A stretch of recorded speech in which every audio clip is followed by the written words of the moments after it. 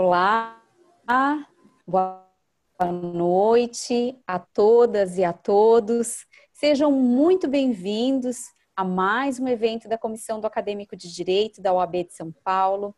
Hoje nós teremos o nosso segundo encontro do Núcleo de Apoio Emocional, que é coordenado pela psicóloga Denise Braz, que está conosco aqui hoje e irá coordenar os trabalhos. Nós estamos recebendo também, como representante dos discentes, representante dos acadêmicos, o Thomas Wellison, que é aluno da FMU. Seja muito bem-vindo, Thomas, muito obrigada por estar conosco nessa noite.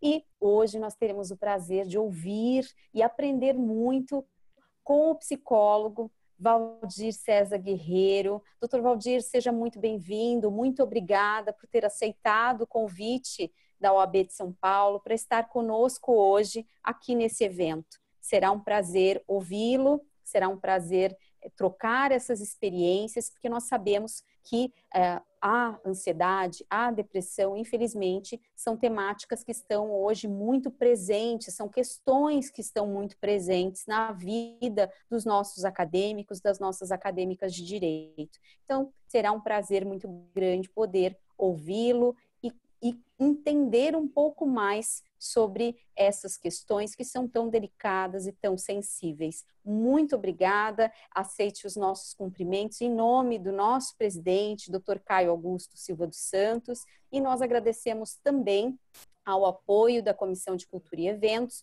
em nome do seu presidente, Dr. Alexandre Rolo. Vou passar a palavra para a nossa coordenadora, a psicóloga Denise Braz, para que ela faça a abertura dos trabalhos. Sejam todos muito bem-vindos e obrigado pela presença aqui hoje. Boa noite, obrigada, Adriana. Boa noite a todas e todos. Eu sou Denise Braz, quem esteve conosco no mês passado, na nossa última edição, já deve ter me visto. Eu sou coordenadora do Núcleo de Apoio e Emocional, e a cada mês nós vamos trazer alguém para fazer uma palestra, para termos uma conversa, né, a respeito das questões emocionais que estão nos envolvendo, desde antes da quarentena e agora principalmente na quarentena, né? E o Núcleo de Apoio Emocional funciona exatamente nessa questão de nós discutirmos as questões acerca das emoções, né? Então, sejam todos muito bem-vindas. Eu tenho certeza que nós vamos aprender bastante coisas com o Valdir, com o Dr. Valdir, e vou passar a palavra para o Thomas para ele dar encaminhamento aos trabalhos da mesa.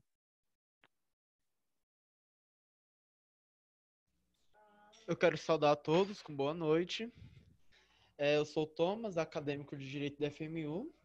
A princípio, eu quero agradecer a oportunidade da comissão por me escolher, por representar todos. Quero saudar em especial todos os acadêmicos que nos acompanham. E eu vou ler agora o currículo do Dr. Valdir.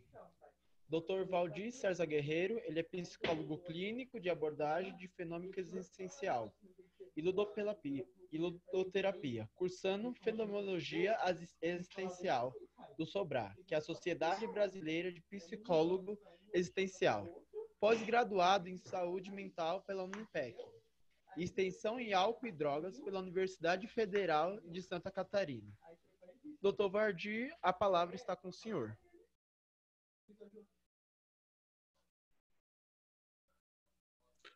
Boa noite a todos e todas. É um prazer estar aqui, né? Podendo falar com vocês sobre o nosso tema. Agradeço desde já a oportunidade. Bom, hoje em dia, com a nossa situação, a saúde mental teve uma visão maior, né? Especialmente os casos de depressão e ansiedade. Então, eu vou explanar rapidamente um pouco sobre isso, né? O que acontece? A depressão é um transtorno de humor, né? E a ansiedade, ela pode estar ou não ligada à depressão também. Então, como isso acontece, né? Existem várias maneiras de se perceber isso e várias maneiras disso se apresentar. Alguns casos são episódios depressivos, que é o que está acontecendo na maioria dos casos hoje em dia. Diferente da depressão clássica, né? O que alguns chamam de depressão maior, que é aquela depressão mais severa, persistente. Então, o que é a depressão? Ela é um transtorno de humor em que a pessoa sente uma tristeza que ela não consegue identificar, geralmente, de onde ela vem. E ela é muito persistente, não é algo que te acomete num dia e depois passa. É algo que persiste. Dá licença, Valdir, tem mais de uma pessoa que está reclamando que o barulho, o som está baixo. Será que você consegue aumentar um pouco o volume do seu som? Deixa eu colocar um fone aqui para ver se melhora. Ah, eu acredito que melhore. Obrigada.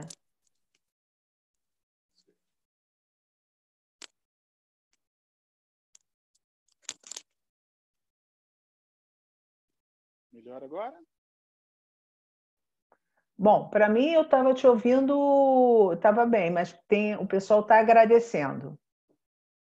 Tá. Podemos continuar. Agora? Sim, eu acho que sim. Então, eu falava da depressão, que é um transtorno de humor que apresenta alguns sintomas característicos. Primeiro, essa tristeza intensa e persistente. Também falei que tem os episódios depressivos e a depressão que alguns chamam de clássica, outros chamam de depressão maior, que é algo mais persistente, que demora muito tempo. A pessoa apresenta esses sintomas ao longo do tempo, eles vão acumulando e aumentando, né? E os episódios depressivos são coisas mais pontuais, por exemplo, o que está acontecendo agora. Então, isso mexe não só com o mental da pessoa, não só com o psicológico. Estão comentando que está muito... Oi?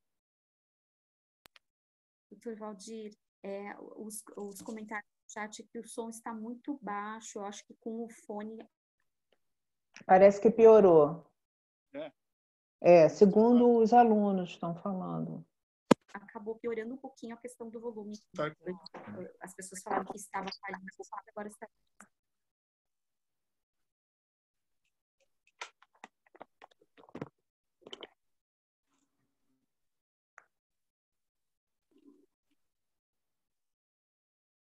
Acontece, né? Essas questões técnicas.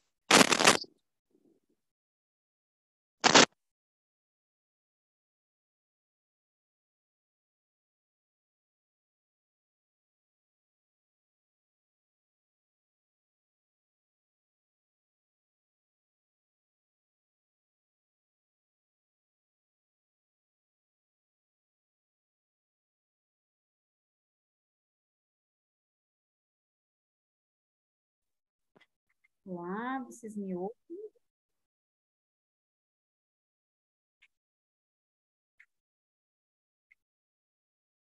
Ok.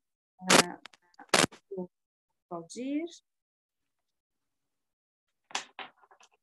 Algumas pessoas estão dizendo que sem o fone estava melhor.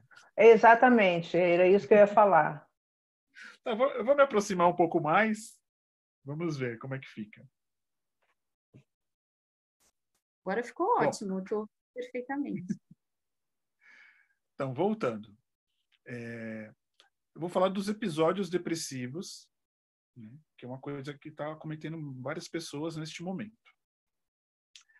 Então, existem os sintomas psicológicos e existem os sintomas comportamentais e físicos, né? O que acontece no psicológico, né? Essa tristeza, essa perda de interesse pelas atividades cotidianas e até atividades prazerosas que a pessoa tinha, né? E a pessoa, algumas sentem muito sono, outras têm insônia, perda de apetite, né? Então, acontecem várias mudanças no comportamento da pessoa, no jeito dela se interagir, né? Algumas até, poxa, eu estou trabalhando. Então, enquanto ela está trabalhando, ela está concentrada naquela função, ela até consegue exercer com bastante esforço. Quando ela volta para casa, ela desmonta. Ela não tem um interesse mais, ela perdeu um gosto pelas coisas que a rodeiam, né? Então,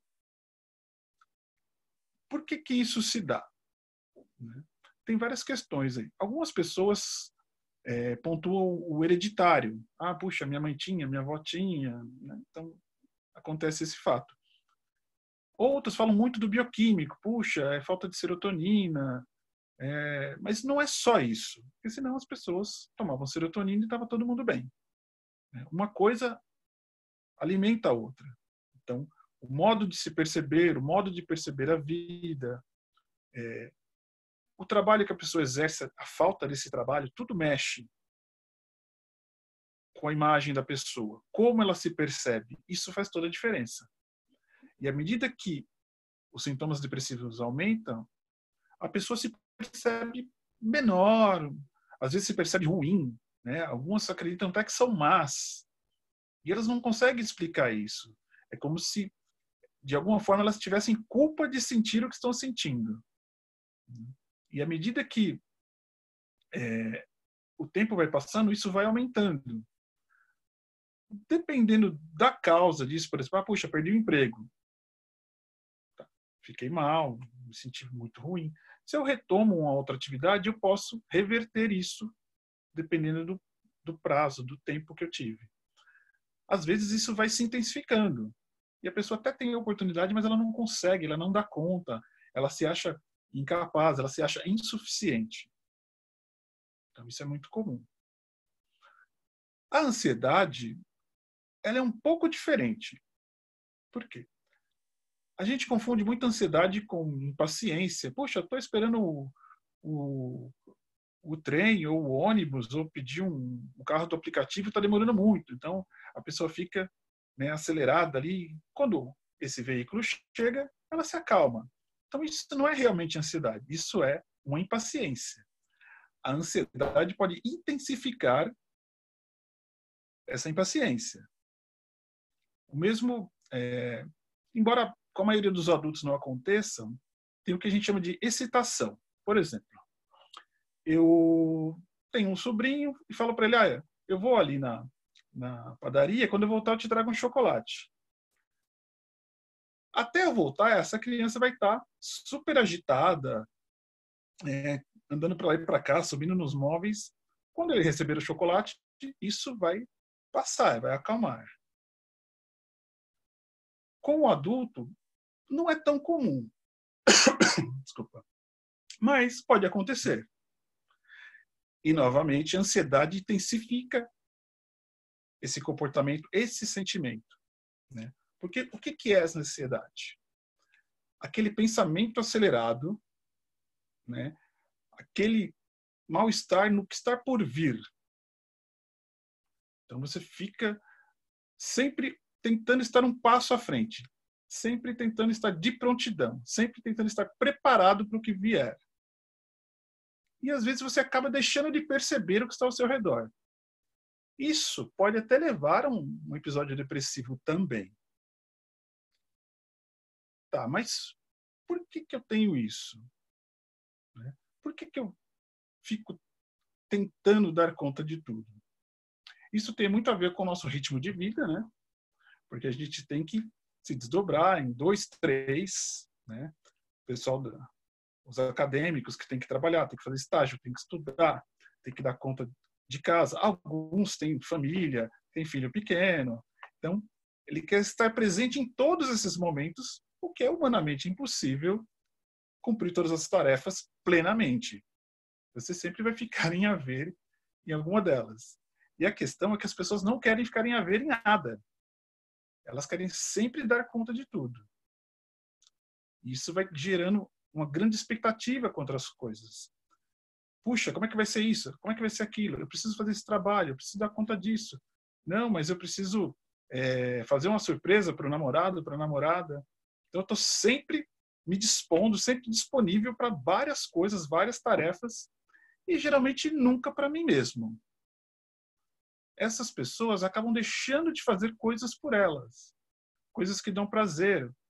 algo que ela faça pelo prazer de fazer, não por ser uma tarefa ou uma obrigação.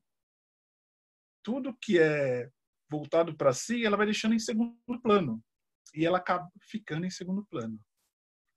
O que é uma característica do depressivo, né? Porque ele se coloca em segundo plano. Então aí os dois transtornos começam a se cruzar. A ansiedade e a depressão. E o que tem intensificado tanto isso nos nossos dias? Né? Vários fatores. Eu vou citar apenas alguns para depois a gente abre para as perguntas. Por exemplo, nunca se comeu tão mal na história da humanidade. Né? Então, a gente escolhe os processados, o que é mais fácil, o pré-fabricado. Né? E eu não estou nem falando de é um iFood, é uma pizza. Não. É a pizza congelada, é a pipoca de micro-ondas, é o refrigerante, os enlatados e tudo mais. Né? Isso exige muito do nosso organismo para digerir e proporciona pouco retorno nutricional. Isso faz muita diferença. Nunca se comeu tanto açúcar e tanta gordura. E se a gente, né, eu que tenho uma especialização em dependência química, o açúcar, ele é uma droga. Né? Qualquer substância que entra no seu corpo e promove uma mudança fisiológica é uma droga. E o nosso amigo açúcar também o é. 15 dias sem açúcar e vocês vão ver o que é abstinência. E como isso transforma o nosso corpo? Esse tipo de alimentação promove a facilidade de se instalar inflamações no corpo. Alguns cientistas consideram até a depressão como uma inflamação neurológica. Acho um pouco demais, mas existem pesquisas nesse campo. Então, como que está isso? Como a gente está processando o que acontece se a gente está inflamado todo o tempo? Né? Então, a gente tem uma dificuldade muito grande. Né? E o nosso corpo precisa de um combustível de qualidade. Né? Então, se eu tenho uma Ferrari, se eu tenho um carro top de linha e coloco uma gasolina de baixa qualidade, ele não vai promover todo o desempenho que ele deveria. O nosso corpo é muito parecido. Só que a gente tem pouco tempo, a gente come em pé, a gente come rápido, a gente não saboreia a alimentação, a gente não tem aquele tempo para degustar e apreciar o que a gente vai comer. A gente põe lá, come, e quanto mais rápido a gente comer, ótimo, porque agora eu tenho mais tempo para fazer tudo o que está me solicitando. E aí a ansiedade é justamente isso. Eu não consigo resistir ao apelo de tudo que me solicita. Tudo me parece urgente. Mas hoje em dia tudo é prioridade. Mas se tudo for prioridade, nada é prioridade, porque você vai começar várias coisas e não vai terminar nada. Se você não consegue estabelecer isso é uma prioridade, depois vem isso, você não consegue executar essas tarefas.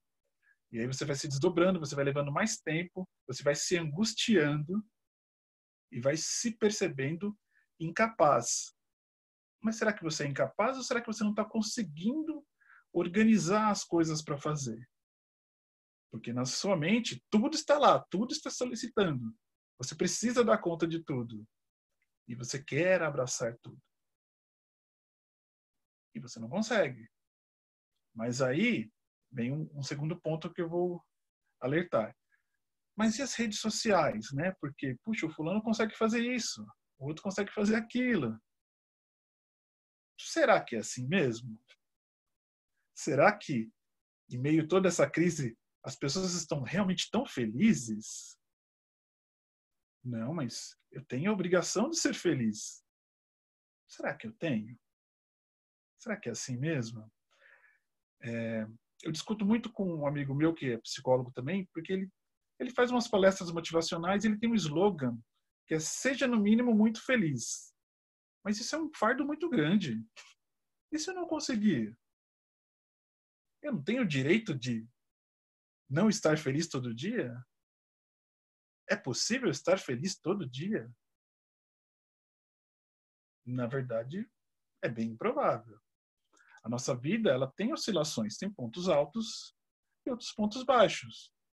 Isso faz com que a gente reconheça, né? Puxa, como foi bom isso. Porque se eu estou feliz o tempo todo, nada vai me comover, nada vai me chamar a atenção. E talvez eu nem precise me empenhar em nada, porque eu já estou feliz, para que eu vou me empenhar? Então, essa angústia faz parte do ser humano. Só que a gente tem que saber usá-la a nosso favor. A angústia pode mover o homem. Mas não, eu tenho que estar feliz, eu tenho que ser o melhor em tudo. O top of the top. Mas será que eu preciso ser mesmo? E se eu preciso, será que eu consigo? E aí vem a cobrança da sociedade.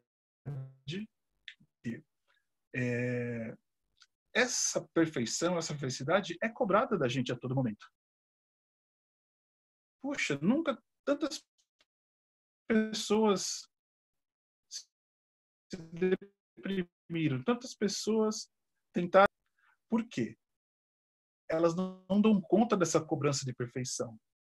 E a sociedade bate isso todo momento. E aí a ansiedade vai aumentando. As suas expectativas vão aumentando. E, consequentemente, a frustração vai tomando conta de você. E como eu faço? Me desligo de tudo? Também não é possível. Radicalizar não é a solução. A gente tem que conseguir um certo equilíbrio. Lógico. Algumas pessoas têm mais facilidade. Isso que é importante a gente saber. As pessoas são diferentes. Elas têm necessidades, capacidades, habilidades diferentes. Quando eu tento me igualar aos outros, seja na rede social, seja na minha comunidade, na minha igreja, na minha sala de aula, eu estou negando a minha individualidade. E perder isso faz com que eu perca a minha identidade. Quem sou eu? Se eu não sei quem eu sou, né? Se eu não consigo me reconhecer como uma pessoa, como eu vou me sentir? Né? Ah, mas o fulano tem uma facilidade em estudo daquela matéria. Tá, você pode não ter essa facilidade, mas o seu esforço pode fazer com que você chegue até onde você quer. Você precisa entender que não é todo mundo que tem uma habilidade inata, né? O brasileiro gosta muito disso. Nossa, o cara é um prodígio. Nossa, é um gênio. Olha só, o jogador de futebol ele não precisa treinar. O cara já tem aquela garra, mas é 1 em 1 milhão. Então, e aquele que treina todo dia, aquele que se esforça, aquele que pratica, por que eu não me espelho nele? E hoje em dia, o que acontece?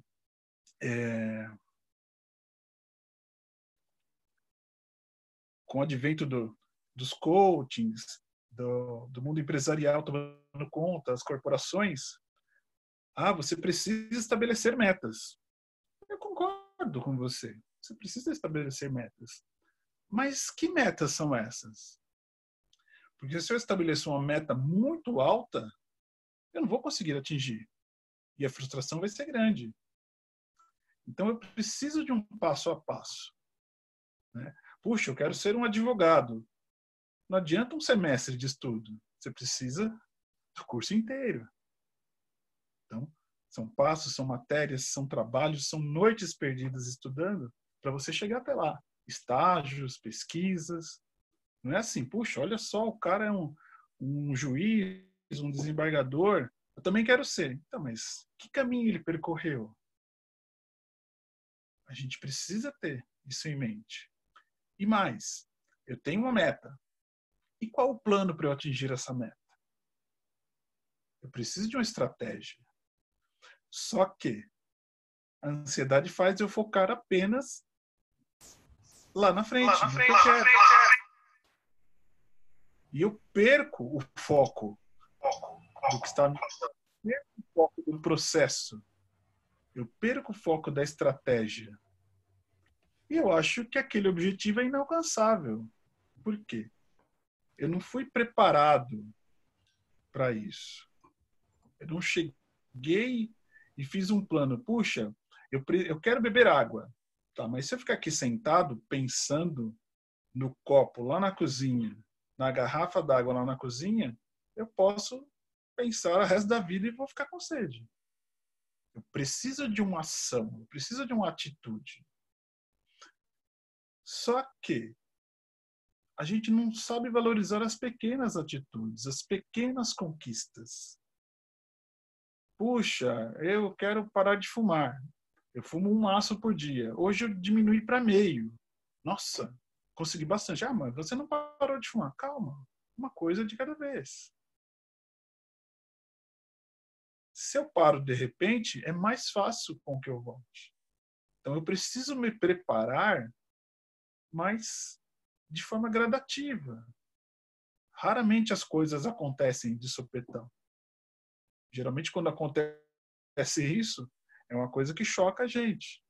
Então, se isso choca a gente, por que a gente tenta ir contra a nossa natureza? De progredir aos poucos, de dar os passos. Né? Tá. Mas não é só isso que mexe com a gente. O que está à nossa volta? O que é importante para mim? Essa valorização também faz a diferença, tanto na ansiedade quanto na depressão. A nossa chamada autoestima. Autode por si próprio, estima de valor. Que valor eu me dou? Se eu valorizo tudo à minha volta e não me valorizo, como eu fico? Lógico, nossa família, nossos amigos, mas sempre vão estar conosco. Se eu tiver uma oportunidade, eu não vou para um outro estado, para uma outra cidade para poder me aperfeiçoar, ou eu vou manter a família. O que é mais importante? Você que decide. Você vai ter que escolher. E aí vem uma coisa bem complicada, porque a gente não é ensinado a escolher. A gente acha que, puxa, eu tenho esse lápis, tenho essa caneta. Você quer um desses? Poxa, eu quero a caneta. A pessoa automaticamente pensa, puxa, perdi o lápis. Você não perdeu o lápis, ele não era seu. Você apenas renunciou a algo. Renunciar é diferente de perder. Só que a sensação que as pessoas têm é que elas estão perdendo a todo momento. Isso tem um grande peso por conta das redes sociais, mas a nossa educação é assim. A gente tem uma dificuldade de escolher, porque a gente acha que está perdendo. Então, essa dificuldade de escolher faz com que a gente fique à mercê das coisas e não escolha. E depois a gente fica se culpando, se lamentando, e a autoestima vai diminuindo. Então, como é isso? Eu tenho a oportunidade de escolher, mas eu me privo de escolher. E depois o que acontece, eu lamento, mas eu tinha essa oportunidade. Me faltou a atitude. Pequenas atitudes. Puxa, mas é muito difícil escolher. Sim, às vezes é muito difícil. Mas certas coisas, se eu não escolher, eu não vou ter nenhuma nem outra. Então, escolher é uma oportunidade. Só que a gente não aprende a ver dessa forma. E aí a gente começa a se comparar. Se comparar é uma coisa que diminui a sua autoestima, vai te pondo para baixo e pode causar um episódio depressivo. Puxa, mas o meu vizinho ali, ele tem isso, ele tem aquilo, ele teve oportunidade. Eu nunca tive oportunidade. As oportunidades são iguais para todo mundo? Não são. Definitivamente a vida não é justa. Mas o que eu posso fazer quanto a isso? Como diria Jean Paul Sartre. Não interessa o que a vida fez com você. Interessa o que você vai fazer com o que a vida fez de você. Não temos as mesmas oportunidades. Não temos as mesmas capacidades. Mas será que, enquanto eu presto atenção e valorizo a capacidade do outro, eu consigo perceber as minhas? Geralmente não. Né? Esse é um exercício muito comum que eu faço na terapia, da pessoa perceber as qualidades dela. E é muito difícil, porque a gente não tem o hábito de se perceber. A gente não olha para si. E aí a gente não se reconhece como pessoa, a gente não percebe nossas capacidades e se compara a todo momento com quem está numa condição que a gente gostaria. Isso vai deprimindo a pessoa. Vai gerando mais ansiedade. E a gente vai ficando mais angustiado.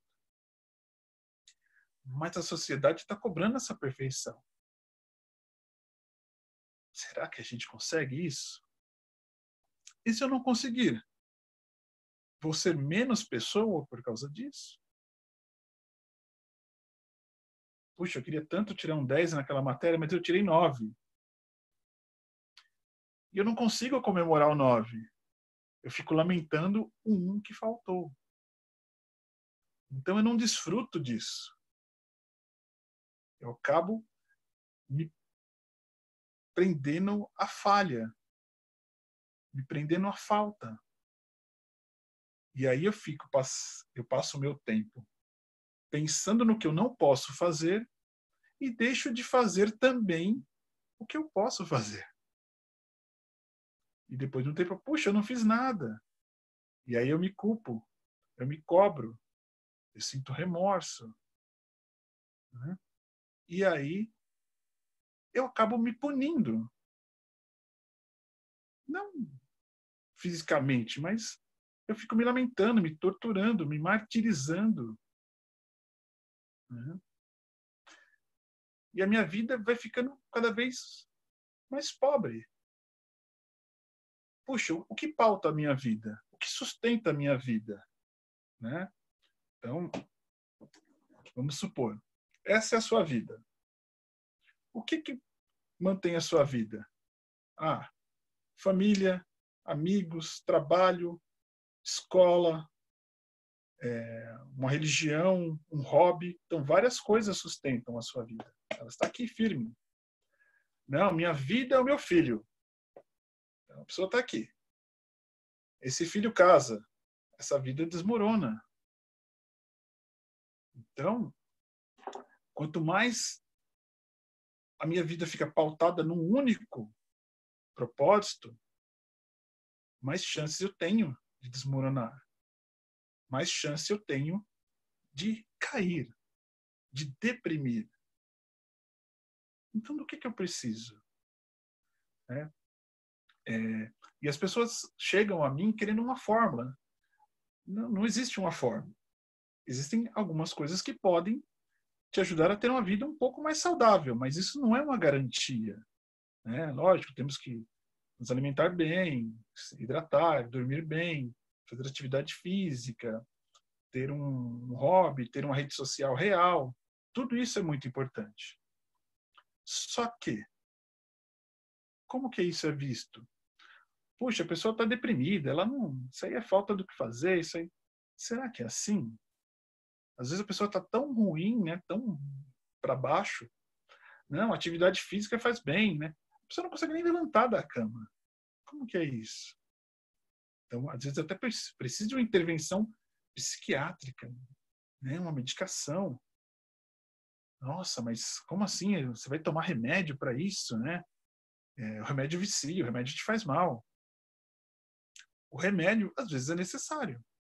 Se eu tenho um câncer, eu tenho a meu dispor a quimioterapia. Se eu vou usar ou não, eu posso até escolher, mas sem a quimioterapia, é muito provável que eu não melhore. Ah, mas, puxa, Valdir, é para toda a vida a medicação? Então, eu não tenho como te dizer isso. Se é um episódio, isso vai melhorar. E se essa depressão já está no estado crônico? Talvez você precise da medicação por muito tempo. Não sei. Só que só a medicação também não é suficiente. Existem várias coisas, né, que você precisa. É como eu mostrei. O que sustenta a nossa vida não pode ser só um pilar, não pode ser só o remédio. O remédio é um pilar de apoio, vai te ajudar. Né? Então, eu preciso de um suporte profissional para isso. Lógico, tem muita gente que quer ajudar, a mãe, o vizinho, puxa, toma isso, toma aquilo, mas você é uma pessoa única. Nem sempre o que ajuda o seu colega vai ser suficiente para você e vice-versa. Você tem que se perceber dessa forma. Então, existem várias coisas importantes. Eu preciso me perceber como pessoa. Perceber que eu sou um ser único. Perceber que eu tenho necessidades e capacidades diferentes dos outros. Entender que essa perfeição cobrada pelas redes sociais, pela sociedade em geral, é impossível. Só que, se eu sempre tento agradar o outro, eu vou ficar em segundo plano. E como eu fico? Como eu me percebo? Cada vez menor. E cada vez que eu diminuo, ou me sinto diminuído, eu me comparo a alguém que eu julgo maior. Então eu vou me sabotando. Eu vou me colocando para baixo. E aí vem uma coisa que é até difícil de acreditar. Chega um momento que algumas pessoas se acostumam a isso. Que é o que as pessoas chamam de zona de conforto. Porque ela não é confortável. Mas parece tão familiar que eu deixo acontecer dessa forma. Ah, não, eu já sei como as coisas vão seguir nesse ambiente aqui. Ah, a pessoa vai me botar para baixo, eu vou chorar, eu vou me sentir mal, mas depois eu melhoro um pouco e eu vou seguindo. Aí, os comentários. Você tem que seguir a sua vidinha. Vidinha? Não, não é isso que eu quero. Melhor, não é isso que eu mereço.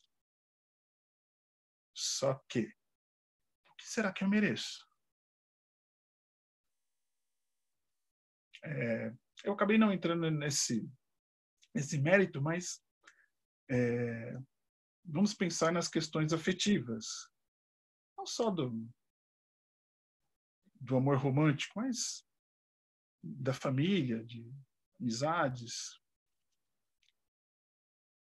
Que afeto que eu estou recebendo dessas pessoas? Né? Tem uma frase de um filme que é assim: as pessoas só recebem o que elas julgam merecer. Se eu me percebo de uma maneira menor, quando me é oferecido mais, eu vou recusar. Eu recuso um elogio, às vezes recuso um incentivo. E por que eu me percebo não merecedor disso? Será que eu não sou merecedor ou será que eu não estou me percebendo? Como que é isso? Cadê o meu amor próprio? A minha autovalorização? Cadê a minha autoestima? Puxa, Valdir, eu já tentei, eu já ouvi as coisas. Bom, talvez você precise de uma intervenção terapêutica.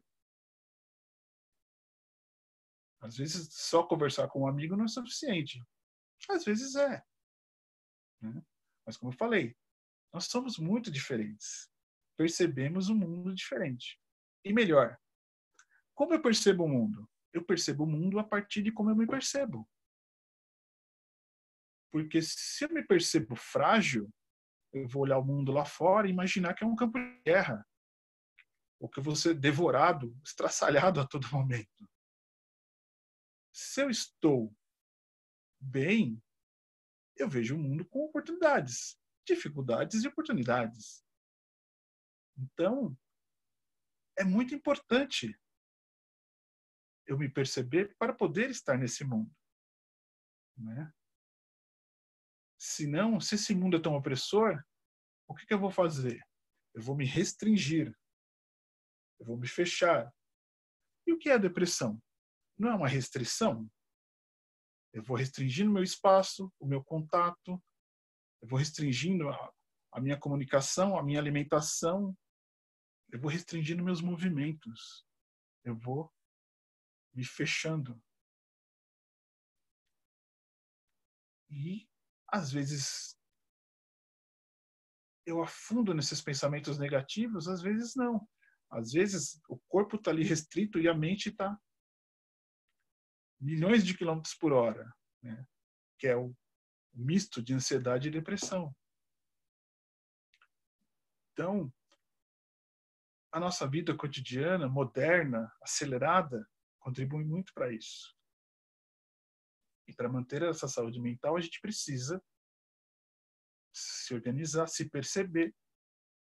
A gente precisa entender que nós somos diferentes. Nós temos o nosso valor.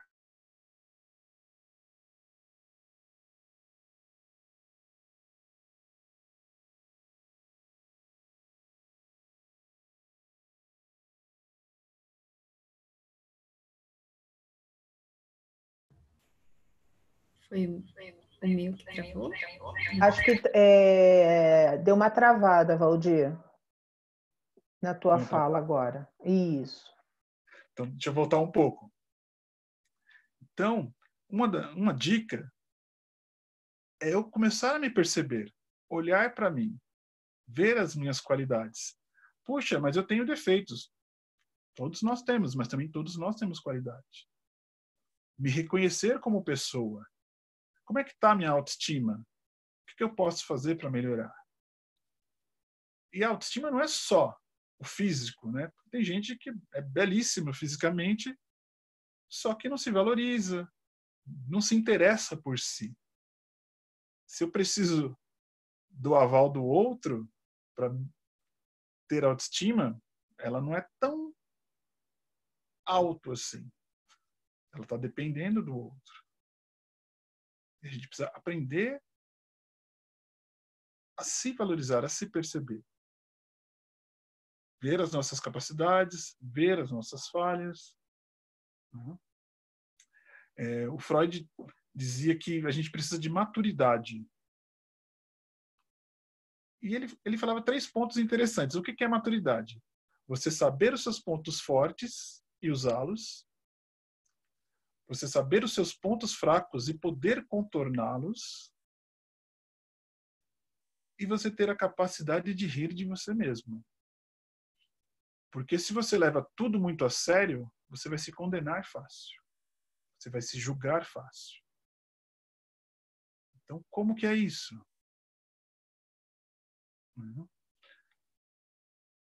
As pessoas têm medo de ser vulneráveis. Mas se eu não sei onde é o meu ponto fraco, eu não posso defendê-lo. E aí eu fico cada vez mais frágil. E às vezes eu mesmo me derrubo. Eu mesmo me coloco para baixo. Então, a gente precisa mudar um pouco essa atitude, essa percepção de si, essa percepção de mundo. Em tempos de pandemia, onde a gente passa algumas pessoas isoladas, algumas não têm família. Então, como que é, filho? Passar o tempo todo consigo mesmo. Então, todos esses fantasmas vêm à tona. E não dá mais para eu disfarçar trabalhando ou indo para o happy hour com o pessoal. Eu tenho que encarar essas angústias. E eu não dou conta. Porque eu não quero ter angústia. Eu quero estar feliz o tempo todo. Isso não é possível. A gente tem que encarar certas angústias. Vou vencê-la? Hoje? Talvez não, mas amanhã, por que não? Então a gente precisa ter a atitude de encarar o mundo, de encarar quem somos, como somos. É difícil? É um pouco, porque a gente não foi criado dessa maneira, né? A gente foi criado de uma maneira que a gente tem que dispensar para o outro uma atenção, um cuidado. Isso não é ruim. Só que, por que eu não dispenso isso para mim? Né? Onde a maioria das pessoas do nosso país é cristão, como eu amo ao próximo se eu não me amo? Se eu não me cuido? Se eu não me dou as oportunidades? Né? Isso é muito importante. Bom, eu acho que eu já falei bastante e as pessoas devem ter bastante questões. Está fervilhando de anotações e perguntas e toda sorte de coisas que você possa imaginar. Muita gente se identificando, muita gente fazendo perguntas específicas. E aí, quando você quiser, a gente pode falar, né, Adriana, né, Thomas? Eu quero primeiro agradecer muito, muito, Valdir, por essa tua fala, porque eu acho que foi, assim, pelo que a gente pôde perceber aqui, nós mesmos, né, ouvindo, eu acho que a gente vai se identificando com tudo isso que tu trouxe, porque está muito presente, né, na nossa vida, todas essas situações que tu colocaste são muito desafiadoras. E eu acho que esses momentos, essas conversas, elas são importantes, eu acho que principalmente para que as pessoas não se sintam sozinhas, né? Para que elas não se sintam, parece que só com elas, e que esse sentimento só existe dentro delas, essa angústia, essa sensação de que eu não me encaixo, só eu não dou conta das coisas, só eu, todo mundo está feliz, é o que tu falaste, né? Até tem, né, um Byung-Chul Han, que ele fala, né, da questão da positividade tóxica, que é muito presente nas redes sociais. Todo mundo tem que estar feliz o tempo inteiro, porque óbvio que ninguém vai para uma rede social falando, gente, hoje tudo deu errado na minha vida, né? Eu estou devendo, né? O fulano me deixou. Ninguém, as pessoas vivem uma vida de aparências, e isso causa uma pressão naquela pessoa que já está às vezes um pouco debilitada na sua autoestima, no seu na sua noção de valorização, ela olha para aquilo tudo e pensa, só comigo dá tudo errado. Só eu tenho uma vida sem graça, só eu não consigo fazer as coisas que eu quero. Então, assim, esses momentos, essas trocas, te ouvir foi maravilhoso, e eu tenho certeza, assim, todos os comentários aqui no chat são nesse sentido de dizer, poxa, é isso, obrigada e tal, porque é um sentimento muito bom de acolhimento, né? De dizer, olha, não é só comigo que isso acontece. Então, quero te agradecer muito, eu acho que a tua fala já nesse primeiro momento, a gente ainda vai conversar bastante, mas te agradecer porque eu acho que o intuito do encontro, que era trazer essa temática de uma maneira assim acolhedora, eu acho que foi plenamente alcançado. Então, te agradeço imensamente pela tua explanação inicial e quero passar a palavra aqui para a Dê, para o Thomas, porque nós temos muitas perguntas, né, aqui foi muitas ótimo. manifestações aqui no chat. Foi muito bom, Valdir, foi muito bom. Bastante reflexiva, né? E a gente estava olhando, né, Adri e Thomas, no chat o tempo todo, o pessoal comentando, teve muita gente se identificando com o que você estava falando. Teve uma pessoa que, inclusive, disse que chegou a se emocionar, para você ter uma ideia, né? Porque são bem reflexivas, né? Foi uma palestra de grande valia, né? Ainda mais nos tempos que estamos, né? Que existe tanta gente com esse mal. E foi assim, sem palavras. Foi maravilhoso. Foi uma noite de aprendizado, realmente. Bom, tem umas perguntas aqui que foram feitas, né? Vamos abrir aqui. Tem aquela da question and answer, né? Que uma delas foi assim, em meio a essa pandemia, onde estamos vivendo em quarentena dentro de casa? O que fazer para ajudar uma pessoa com problemas de ansiedade e depressão?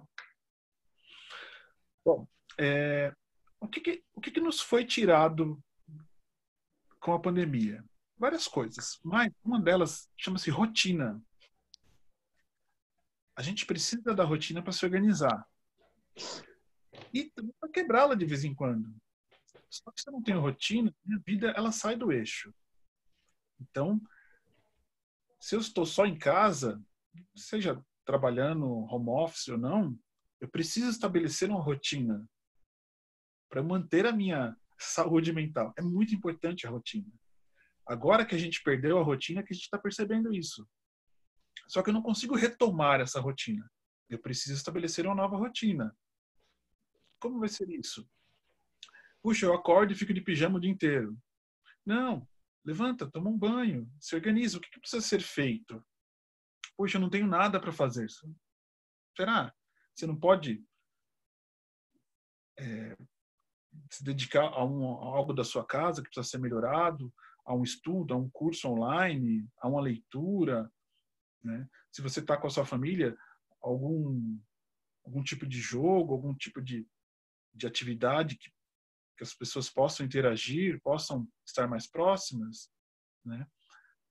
É preciso restabelecer uma nova rotina. Isso faz toda a diferença, tanto para o ansioso como para o depressivo. Lógico, como eu falei, se a pessoa está num grau de depressão muito grave, ela vai precisar de um cuidado profissional. Então, a gente precisa entender, será que eu preciso desse cuidado profissional agora? Será que eu não preciso? Né? E tem vários psicólogos atendendo online também. Tem pessoas até que fazem atendimento social. Puxa, mas, Valdir, eu sou estudante, eu não tenho dinheiro. Não, tem os atendimentos sociais, a um preço, né, mais cabível, né, às pessoas. Por quê? Porque neste momento a gente tem que ser solidário, a gente tem que ajudar, né? E uma coisa muito importante, né, que eu falei da autoestima, a gente está cercado de quem? Seja virtualmente ou presencialmente. Porque a pessoa que tem autoestima, ela ajuda você a elevar a sua. Se a pessoa te coloca para baixo, ela não tem autoestima e ela não está te fazendo bem. Então, rodeado de quem eu estou? Quem interage comigo nesse dia a dia? Né? Então, se já está difícil ficar bem, se eu me aproximo das pessoas que me jogam para baixo, não vai dar muito certo. Né? Então, o que está acontecendo comigo? O que eu preciso? Eu preciso de ajuda? Eu preciso interagir mais com as pessoas? O virtual está sendo suficiente para mim? A gente precisa pensar nisso, né?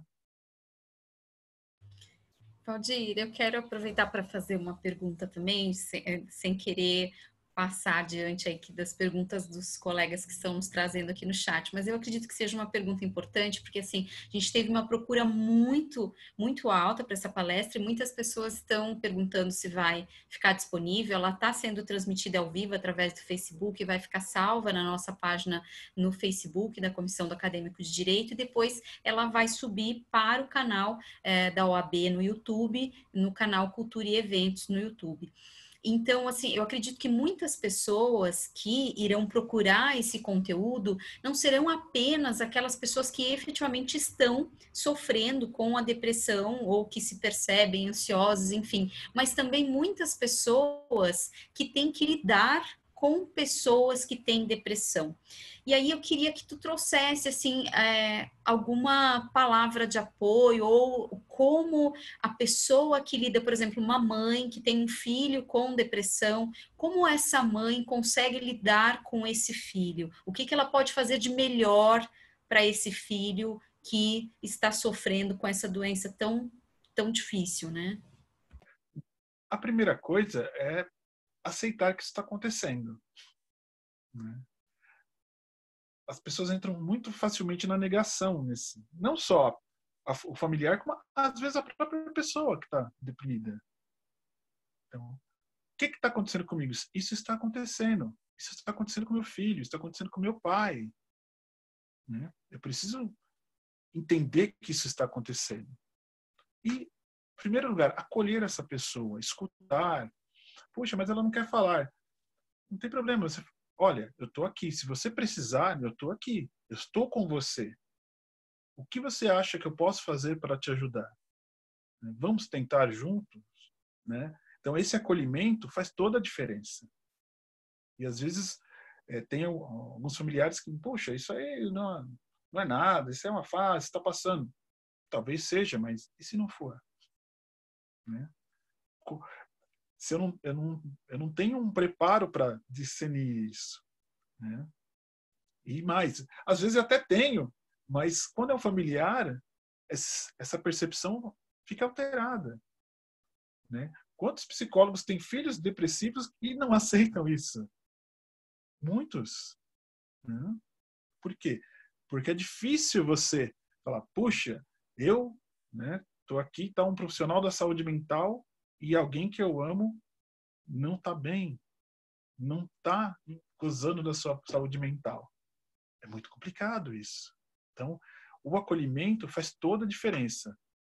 Né? É o primeiro passo.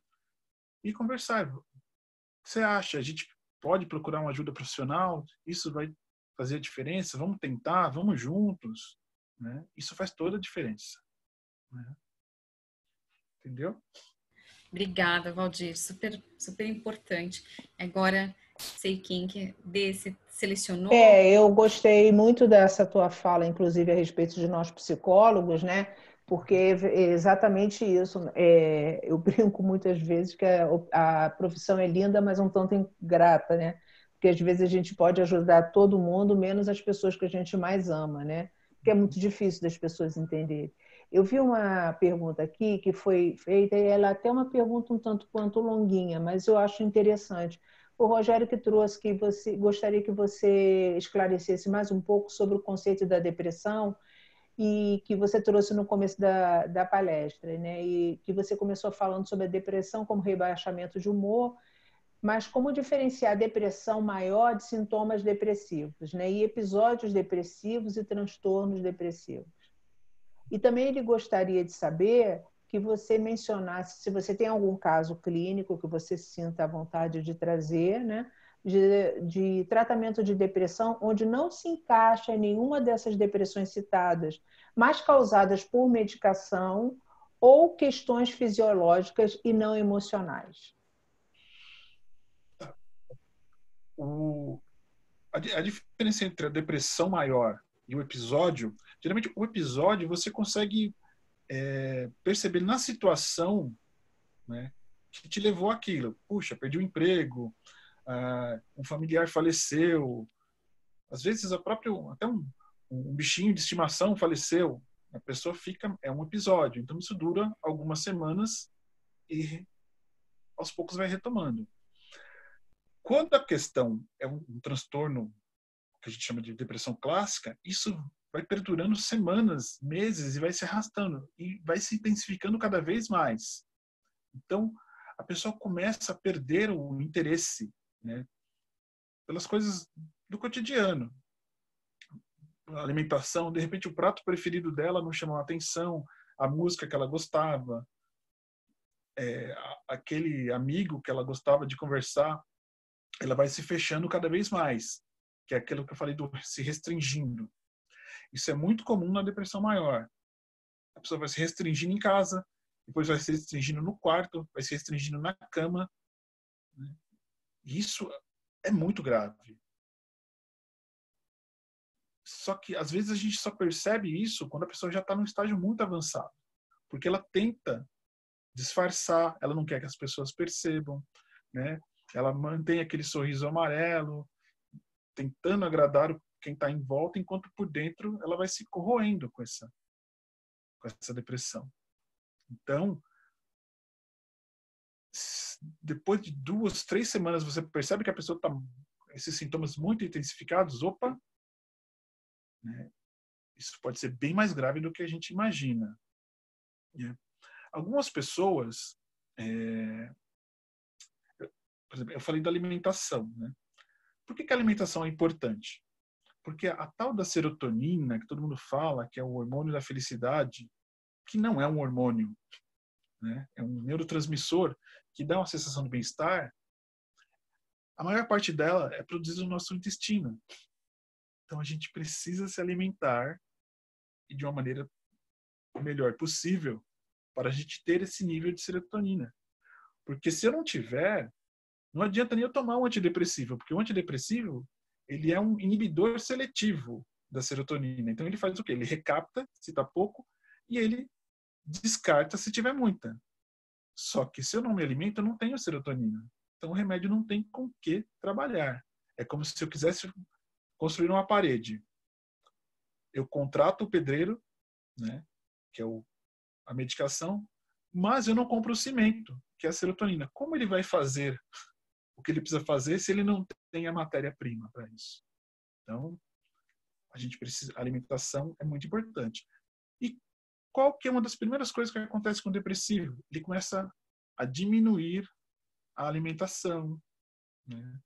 Ele pula refeições, ele não tem mais o prazer de comer. Ah, mas é tão importante isso? Sim, é muito importante. Por quê? Para nós, seres humanos, o alimento ele tem um simbolismo, que é o afeto. Se eu te convido para ir na minha casa, eu te ofereço um jantar, um café, um suco, nem que seja um bolo da padaria. Por quê? Quando eu te ofereço isso, eu estou dizendo que o meu afeto está sendo direcionado para você. E quando a pessoa se priva da alimentação, ela acha que ela não merece nem o próprio afeto. Então é um simbolismo muito grande isso. E ao mesmo tempo, quando ela se priva da alimentação, ela está sabotando o humor dela. Ela está se jogando para baixo. E aí ela vai ter mais ansiedade, mais depressão, né? E vai virando uma bola de neve, né? Então o episódio depressivo, que muita gente está vivendo por conta da pandemia, do isolamento, da quarentena, pode se tornar algo maior e pior. Lógico, isso não vai acontecer com todo mundo, mas muita gente tem essa predisposição. Tem um fator genético que faz diferença, sim. Só que não convém arriscar. Vamos nos cuidar. Uma questão muito importante, eu acabei não falando, mas a dependência química, eu falei só do açúcar, né? Mas a dependência química, o que acontece? Quando o seu corpo se habitua a uma determinada substância, ela vai te levando num estado de depressão transitório, né? A maconha, o álcool, né?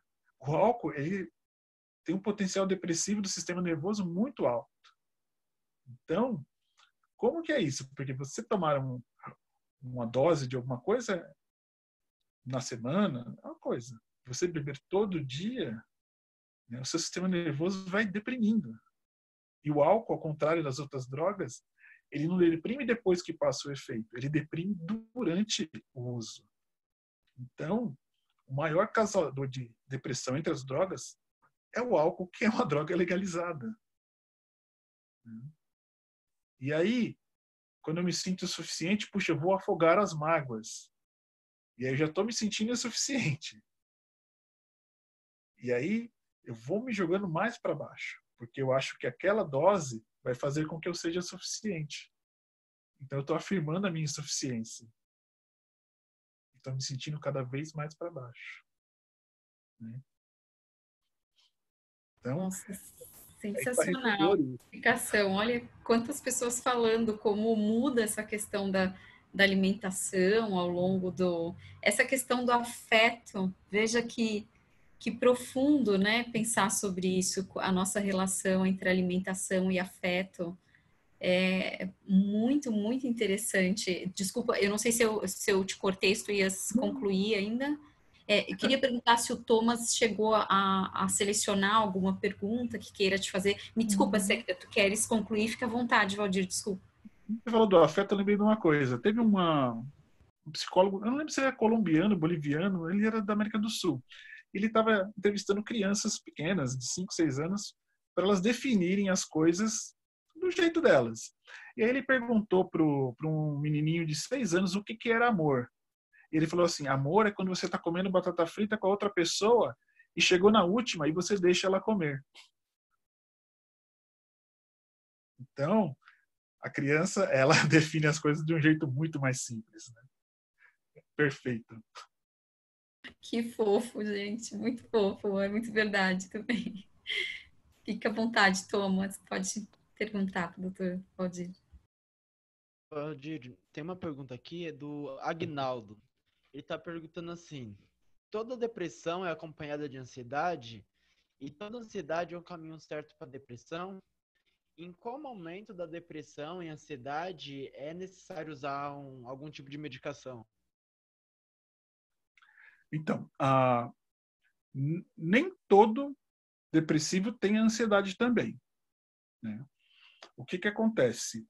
A depressão, quando a pessoa ela não tem forças para mudar alguns hábitos, é hora de se pensar numa medicação, né? Porque, puxa, eu falei, o exercício físico traz um benefício, né? Aumenta a autoestima, melhora o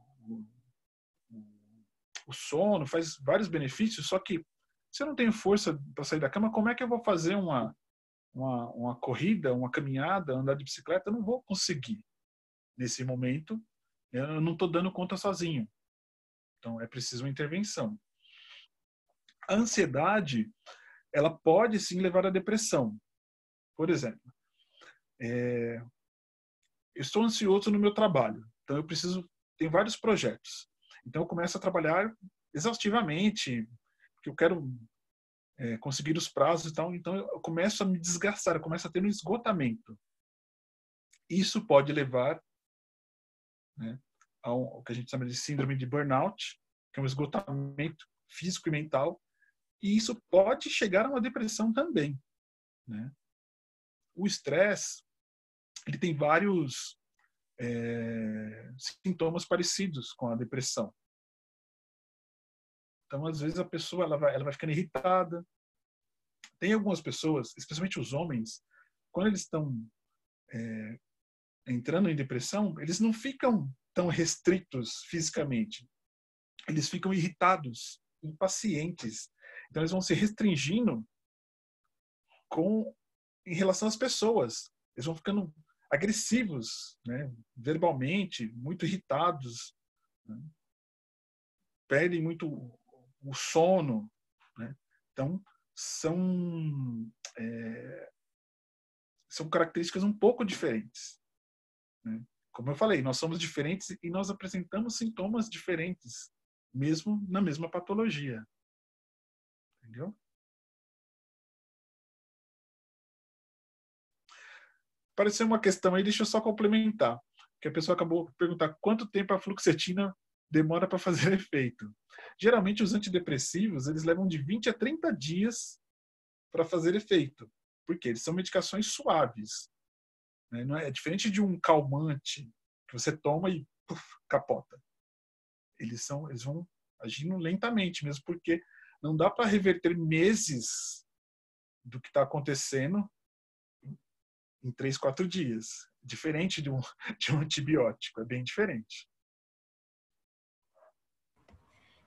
Se conseguiu filtrar mais alguma pergunta Foi interessante? que eu achei muito interessante que ele foi o Alex que falou assim: entusiasmo e motivação, 2 pontos importantes. Falem desses 2 pontos. Tá. Anda muito em moda essa palavra motivação. Eu tenho isso. Por quê? Você está motivado? Eu estou motivado para ir para a praia, para o churrasco, né? Para a festa com meus amigos. Para certas coisas eu tenho que ter disciplina. É diferente. A disciplina, né? Assim como diria Maquiavel na política, é a arte de se fazer o que é necessário. Então, se eu tenho que fazer um esforço muito grande, será que eu tenho motivação para isso? Eu tenho que ter disciplina. Puxa, eu estou com um problema aqui sei lá, no coração, preciso fazer uma atividade física para diminuir o peso, para diminuir o colesterol e tal. Será que eu vou ter motivação para acordar cedo e ir na academia antes do trabalho? Eu vou ter que ter disciplina. Então, e a disciplina está ligada ao esforço que eu falei numa parte também. A gente precisa valorizar o nosso esforço. Puxa, eu não tenho a habilidade do outro, mas o esforço pode me fazer ir muito longe. Só que eu preciso acreditar nisso. Eu preciso ter a tal da fé em si mesmo.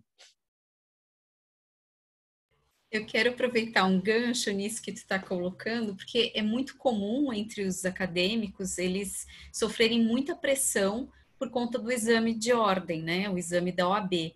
E, assim, eu lembro da minha época da faculdade que eu tinha uma colega que era super estudiosa, mas ela não conseguia passar porque chegava no momento da prova e ela ficava tão nervosa que ela tinha um branco, né? O famoso branco, e ela não conseguia fazer, ela se embaralhava, ela teve uma vez que ela teve uma crise de choro, aí perdeu um tempo enorme dentro do banheiro chorando, não conseguiu terminar a prova, e aí isso ia só agravando a situação, porque aí ela via as outras pessoas sendo aprovadas, e aí ficava aquela situação, os amigos tentando ajudar, diziam, não, na próxima é certo que vai dar, fica tranquilo, você é boa, você pode, eu acredito em você. E ao mesmo tempo que as pessoas estão tentando motivar aquele aluno, dizendo, você é inteligente, você pode, também é uma cobrança, também é um peso, né? E isso, e como o aluno lida com isso, com essa sensação, assim, como ele, qual teria alguma estratégia para ele poder lidar com essa ansiedade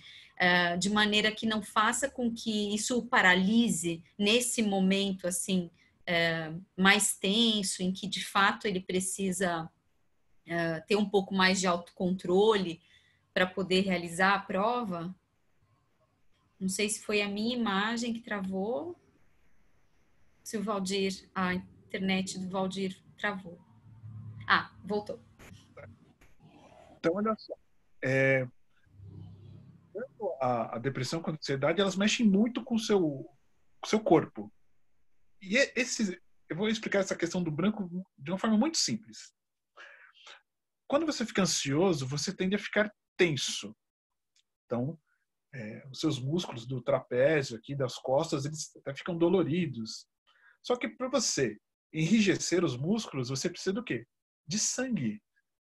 Né? A sua adrenalina sobe, e aí o seu coração começa a bombear mais sangue, e o seu corpo vai desviando o sangue para os músculos. Então, qual que é a parte do nosso corpo que usa mais sangue, que usa mais energia? O cérebro. E se você está tenso, você entra numa situação como se você tivesse numa situação de sobrevivência. Então, vai ser priorizado os seus músculos em detrimento da sua capacidade mental. Então, o sangue do cérebro vai escoar para os músculos e a sua memória vai diminuir. Aí vem o tal do branco. Né? Vamos supor, vamos voltar lá no primitivo. Estou na selva, dei de cara com o leão. Você acha que eu vou pensar o que ele vai fazer, o que ele vai fazer? Os meus músculos, a adrenalina vai correr, né? O cortisol vai aumentar e eu vou subir na primeira árvore como se eu fosse um gato. Depois eu vou ficar pensando, como eu fiz isso? Porque eu não vou pensar. Né? O corpo vai reagir. Isso chama-se estresse. O estresse não é ruim. Né? O estresse é uma questão de sobrevivência. 15 minutos depois, o seu corpo volta ao normal, o cortisol abaixa, a adrenalina abaixa, sua pulsação fica num nível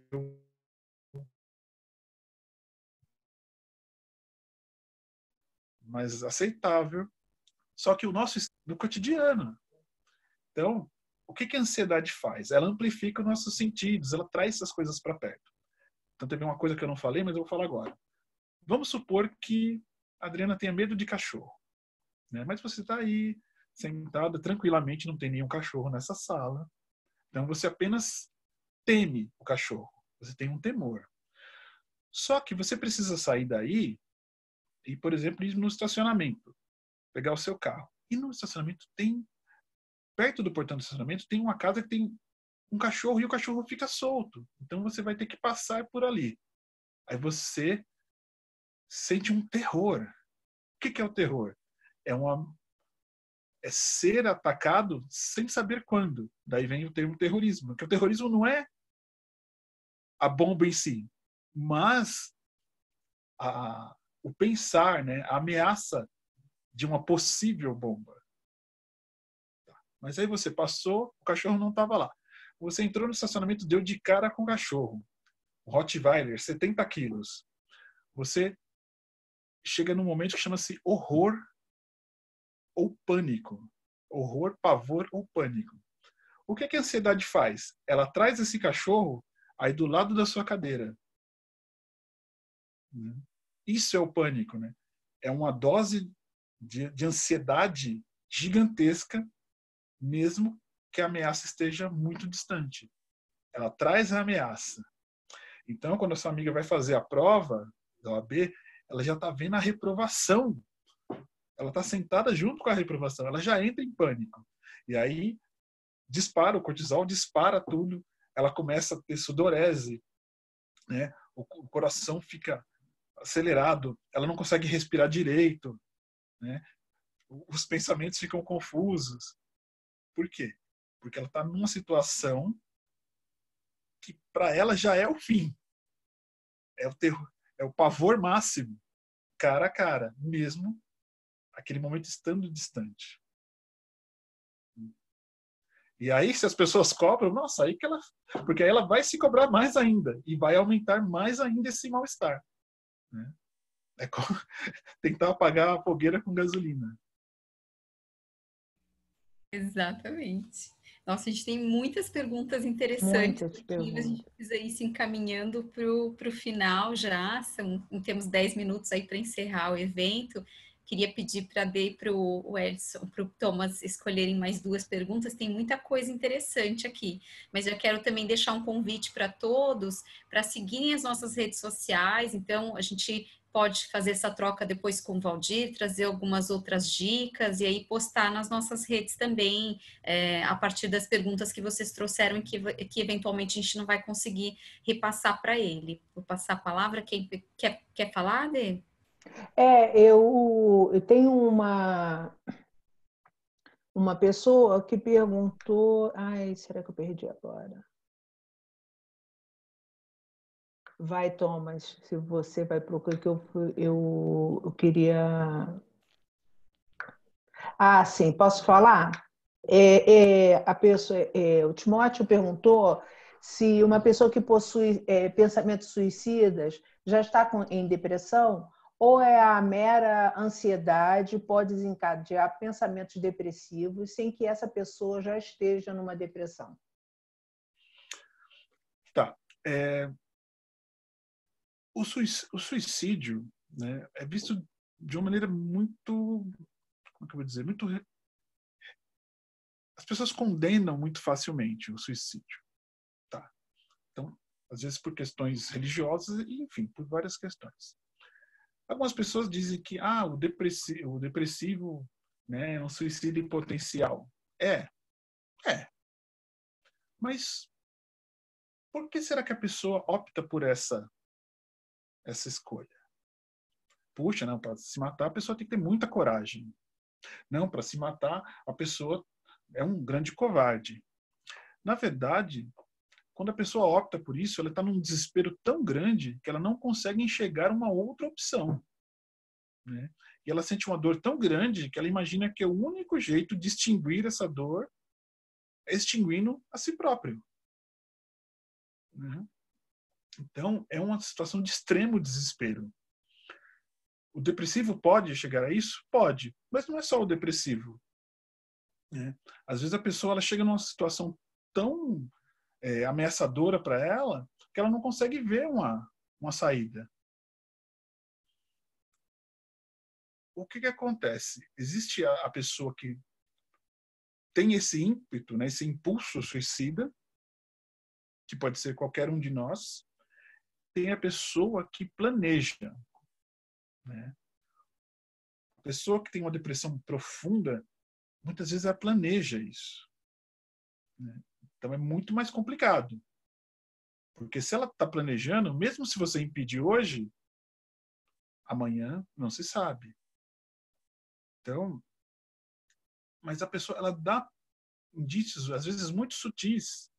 Né? Puxa, a vida não vale a pena. Não, eu queria mesmo era sumir. Então ela vai dando algumas dicas, mas a gente não tem essa percepção tão fina de perceber isso. Especialmente quando é um familiar. Às vezes, quando é um amigo, um vizinho, a gente percebe isso mais fácil. E sim, tem pessoas que disfarçam tão bem que ninguém percebe. Então, aí quando eu falei do caso da psicóloga, né? Tem uma psicóloga, eu não lembro se ela era acho que é da região sul, que o marido dela estava lá com ela, tal, ele levantou no meio da noite e pulou do prédio. Foi lá, deu um beijo nela, deu um beijo na filha e pulou do prédio. E ninguém nunca desconfiou disso. Então, como que é isso? Será que ele tinha planejado isso? Será que foi um ímpeto? Não tem nem como saber. Ele não deixou nenhum bilhete, não fez nada. Então, quando a pessoa planeja, geralmente ela deixa uma carta, ela deixa um rec. Mas às vezes é um ímpeto tão forte que a pessoa vai e faz. Por isso as tentativas são muito comuns. A concretização disso é um pouco menor. Infelizmente, os homens eles são mais efetivos nisso, porque eles tentam coisas mais drásticas, né? As mulheres tentam mais as medicações, o excesso de medicações. O homem ele parte para a arma, para coisas mais efetivas, realmente. É muito complicado isso. Então, a gente precisa começar a perceber o que a pessoa está falando para a gente. E se ela tem alguns sintomas depressivos, vamos acolher, vamos ver se é necessário um tratamento, né, terapia ou até uma consulta psiquiátrica. Diminuiu muito o preconceito em relação a isso, né? Mas ainda é muito grande. E, interessantemente, no nosso país, que o suicídio tem aumentado, a depressão tem aumentado, a maior procura do psiquiatra ainda é a insônia. Não é nenhum transtorno depressivo em si, mas a falta de dormir. Que, por vezes, pode ser até um indício de depressão, mas não é o que realmente leva a pessoa lá. Então, o esclarecimento é muito importante. Guardar essa angústia só para a gente não ajuda. A gente não pode dividir com todo mundo, mas guardar só para si não ajuda nada. Esse é um alerta bem importante, né, Valdir? Eu acho que isso é um grande aprendizado.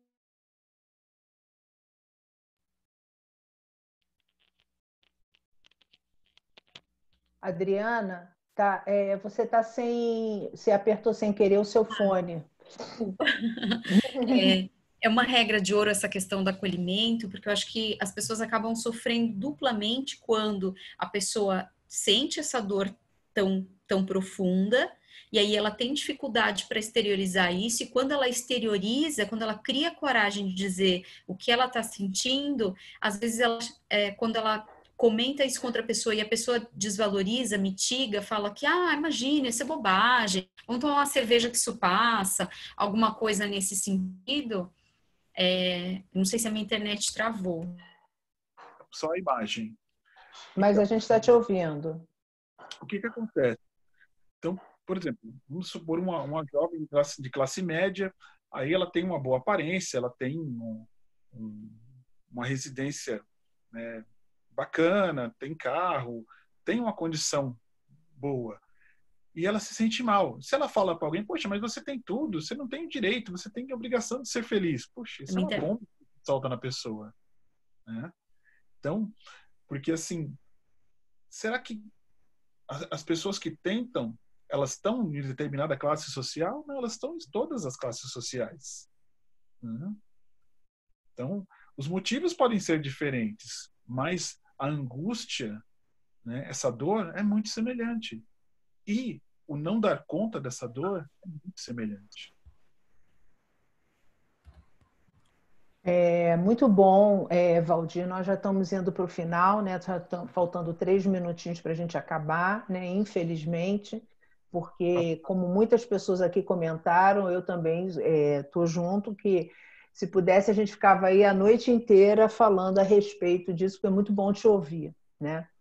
E aí eu queria agradecer muitíssimo a você, né? A você ter se disposto a falar hoje aqui para a gente. Foi muito importante. Existem muitas perguntas que, infelizmente, não puderam ser respondidas, mas eu acho que fica como uma reflexão sobre o que a gente ouviu hoje, né, o Dr. Valdir falar.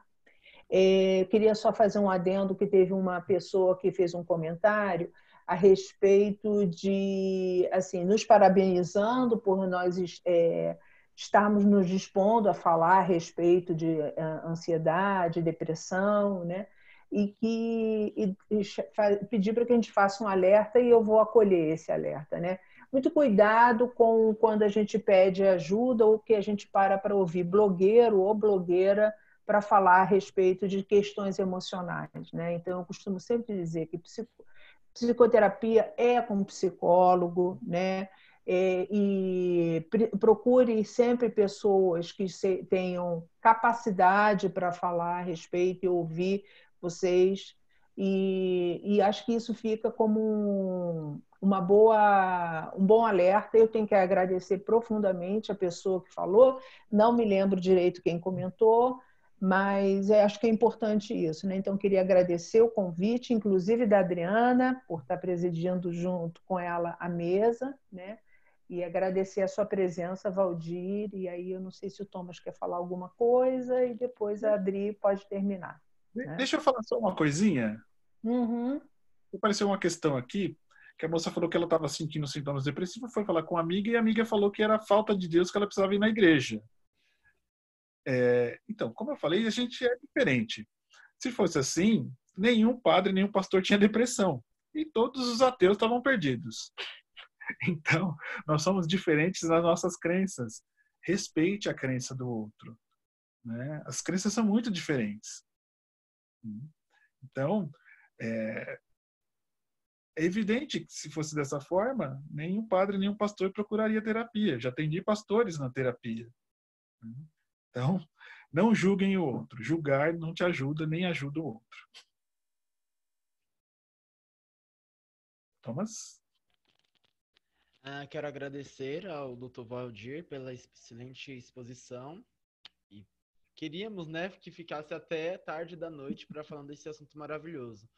Quero agradecer a todos os acadêmicos, né, que nos acompanharam. A nossa Daniela Treide, que acompanhou pelo Facebook, que eu vi, o Fábio, nosso consultor também da nossa comissão da OAB do Direito.